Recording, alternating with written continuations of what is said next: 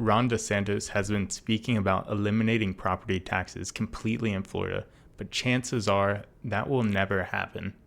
Welcome back to the channel, and welcome if you're new here. I'm John, a CPA with 10 years of international finance experience, and I'm going to go over some of the progressive ideas in Florida in the past few months. Now, it sounds amazing to have to not pay property taxes once you've paid off a property, but there's some key reasons that it's unlikely to happen. I'm going to get to the bottom of all this, but first, let's hear from Ron, the governor of Florida himself. Do you think it's fine that you buy property, you buy a home, you own it outright, free and clear, and yet you have to continue to pony up money to the government just for the courtesy of using your own property? I sure don't think it's great to be paying property tax every year once you've paid off a property, but there's some implications that would play into effect if there is no property tax. Property taxes have always been a massive way to support schools, police, fire, and roads. They're a consistent source of income for a state. Alan Clendenin of Tampa City Council says the following. You support your police and you support your firemen, then you do not support this ridiculous proposal. He is basically reiterating the point that local governments rely on property taxes to run.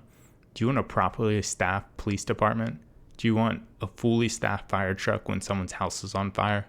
They're all questions you have to ask. If property tax was to be eliminated, then many people ask, couldn't you just raise sales tax to make up for the difference? Joshua Wastel, Hillsbury County Commissioner, has the following stance.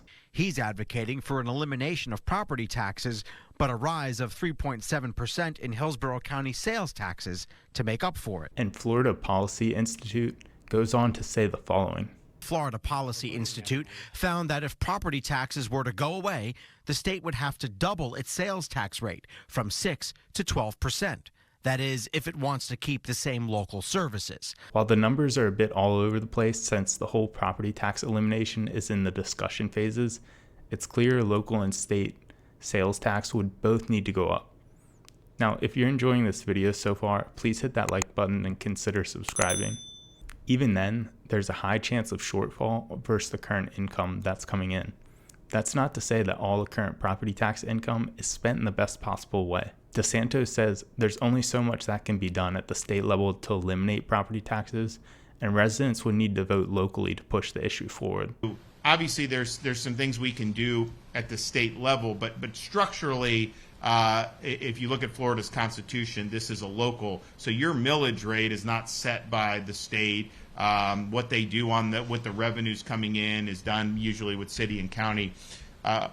But we have the ability, working with the legislature, to put initiatives on the ballot that will be able to allow you to vote for relief and for protection in this area. And I think it could be really, really exciting.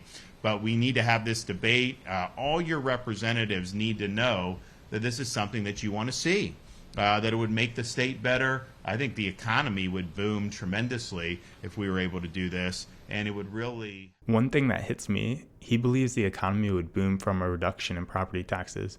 Would that really be good for people who are struggling in the property market already? A large number of younger people can't even get into the property ladder.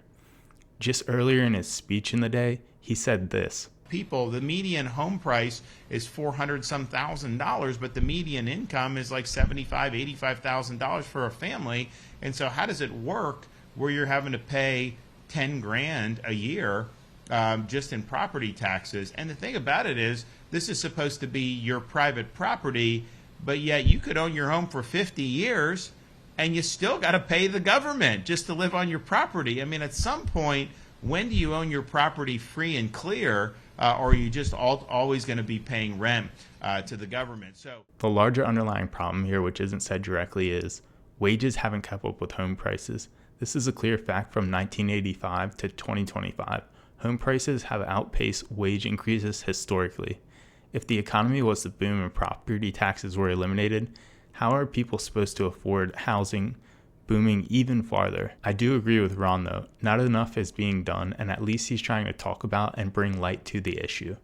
Some people like Louis Barra of Tampa City Council believe the talk of lowering taxes is sometimes just all that, just talk. Promising lower taxes is a favorite pastime of politicians, but so is, Vieira says, promising strong public safety. I'm a public official who's always very proud to support our police. There's another glaring issue that won't go away in Florida even if property taxes are eliminated, and that is insurance. Now, it's pretty standard across the country that the insurance plus principal and interest is more than what the taxes plus principal and interest are more than what you pay on the balance of your home. You're paying tax, you're paying insurance, and then principal and interest is less than those two combined. With the sheer amount of hurricanes in Florida, its low-lying nature, the amount of water around it, sadly, I just don't see home insurance costs going down anytime soon. And the cost to build a home today is more expensive than it was 10 years ago, and that was more expensive than 10 years before that. So what if property taxes can't be eliminated? One group in Florida already has several other ideas if the first one doesn't work. Florida Tax Watch unveiled 5 proposals in an online forum today, ranging from phasing out property taxes, eliminating them just for seniors, removing all but school taxes, capping the percentage of them, or requiring a more deliberative process to any increases. If property taxes are eliminated for seniors, it would be excellent for seniors who have worked their whole life, but you can be sure they wouldn't move until they die. Housing turnover of some of the houses would likely become stagnant. Looking at option 3, Florida Tax Watch tries to take on more of a balance and ensure education remains funded while still cutting property taxes.